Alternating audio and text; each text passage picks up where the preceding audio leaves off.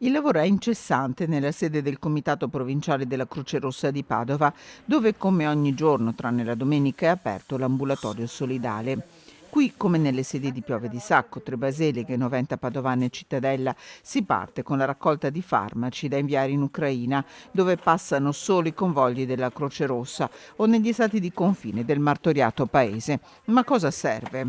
Antibiotici, antidolorifici, antibiotici a largo spettro come anche oftalmici, antidolorifici, antifebbrili. Ecco, questi sono i farmaci che ci chiedono. Raccogliamo anche dei presidi perché per esempio adesso avremo una donazione di traversine per i letti e dei pannoloni, quindi anche questo per le persone anziane o le traversine per i letti e anche per i bambini. Farmaci che devono essere in confezioni integre e con una scadenza non inferiore ai 6 mesi specifica. Farmaci che vengono classificati.